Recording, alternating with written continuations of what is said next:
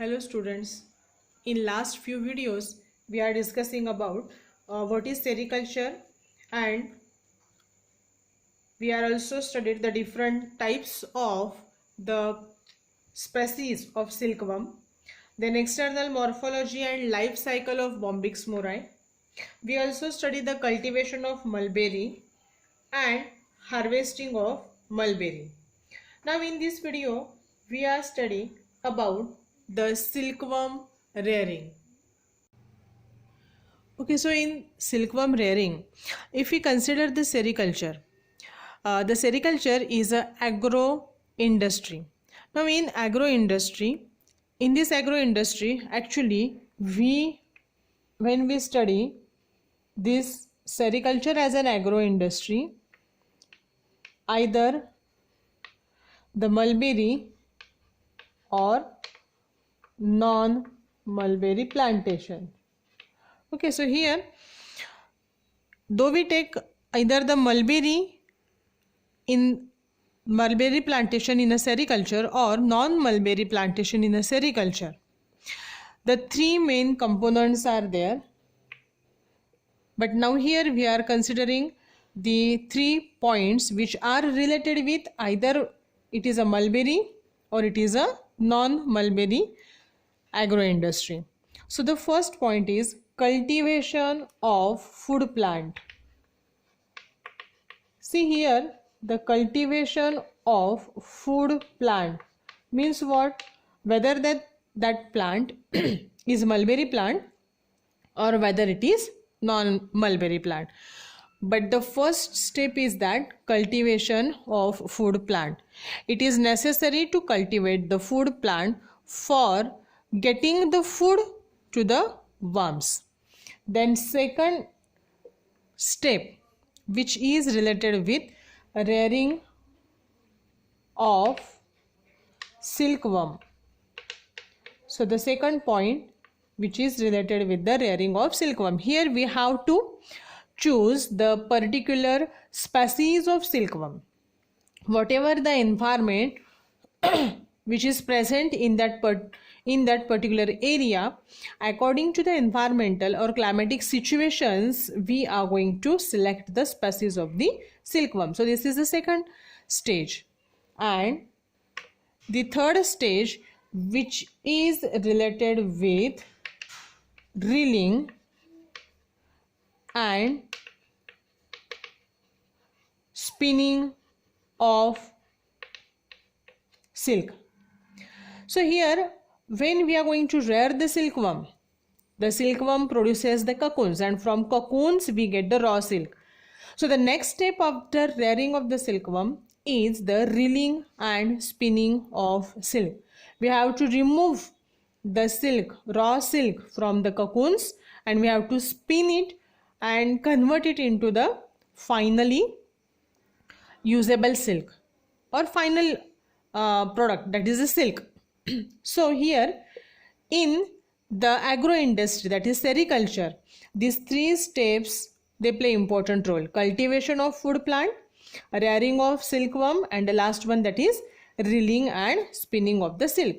So these 3 steps which are involved in the sericulture, whether it is correlate with the mulberry or whether it is a non-mulberry plantation. Okay, so these 3 steps are important. Now these first 2 steps, cultivation of food plant and rearing of the silkworm, they are agricultural based. And the third one, reeling and spinning of the silk, which is the industrial part. And so we have to just pay the attention on all these 3, whether it is the agricultural part or whether it is the industrial part. Okay, so India is the country having tropical and temperate sericulture. Okay, where sericulture practice which differ according to the ecological condition, because we know that in the different states of India the climatic condition is different. Means what? As the state changes, climatic condition also changes. And since here the species of the silkworm and species of the food plant changes according to the state. So state wise we are going to select whether the plantation is of mulberry or whether it is the non-mulberry plantation.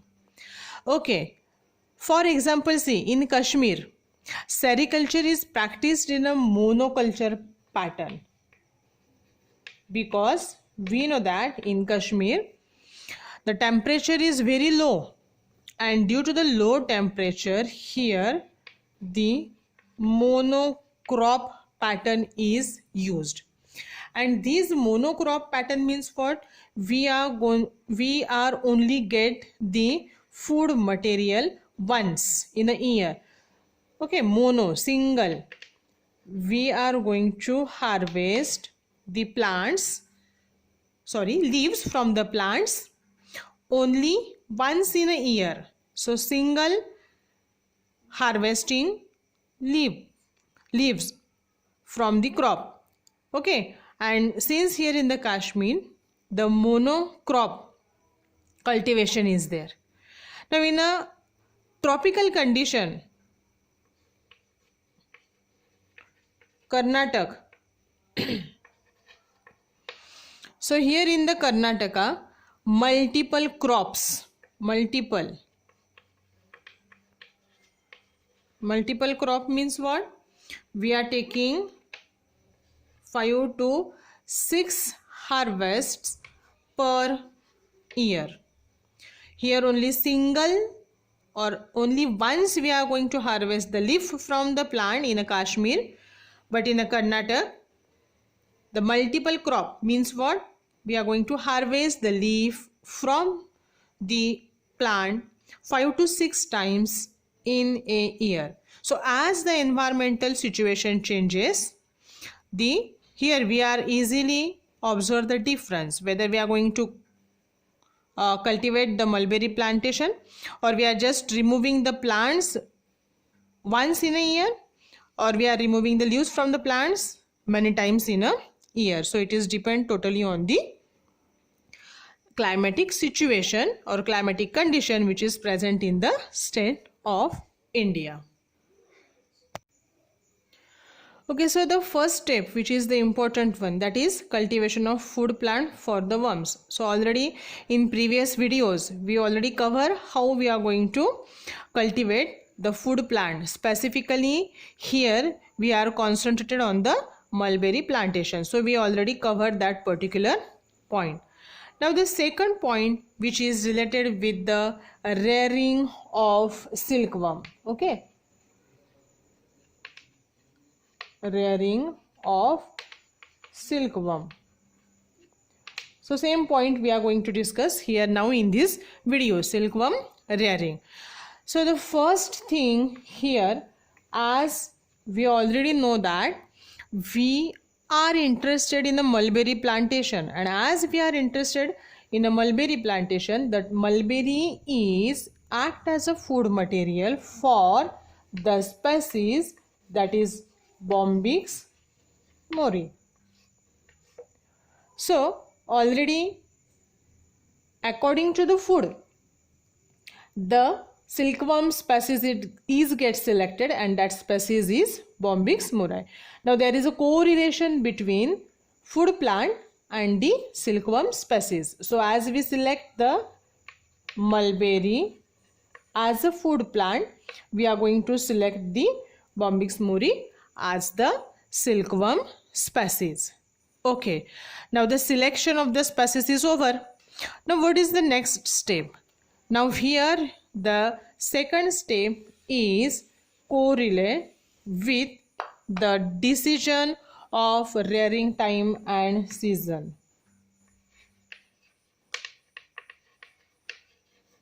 Decision of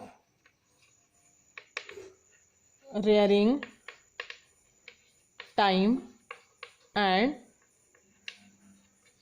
seasons. See, the rearing time, which is generally decided according to the growth of the mulberry leaves.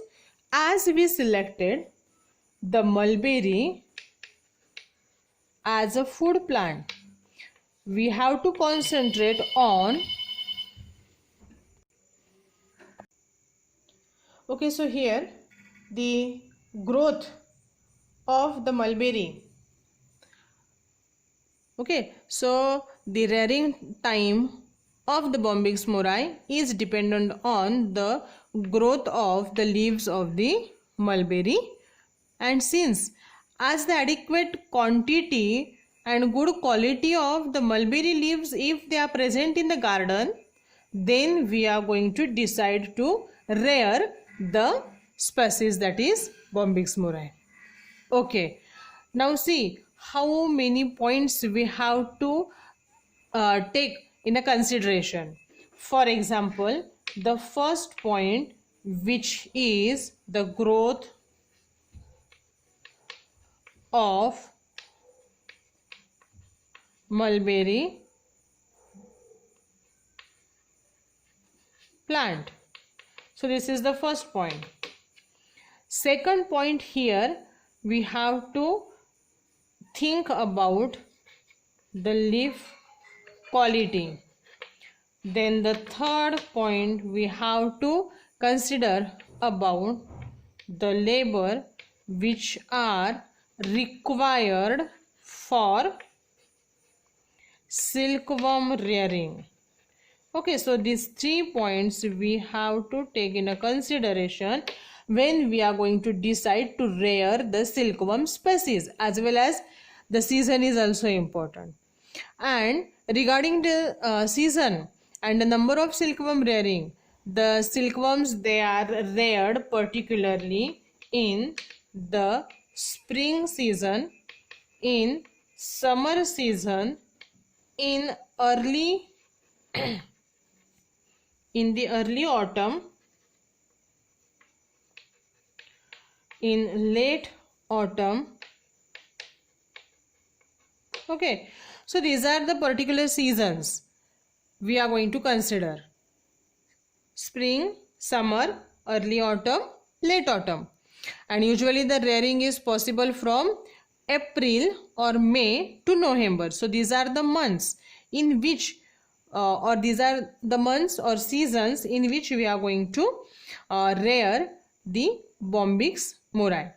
So students try to remember that the decision of rearing time and season is particularly dependent on the 3 points, like growth of mulberry plant, leaf quality, labor required for silkworm rearing. And if you consider about the season, spring, summer, early autumn, late autumn, these are the good season. And if you are just considering about the India, we are going to rear the silkworm from April or May to the November. So these months are good for the proper rearing of the silkworm species. Okay, thank you.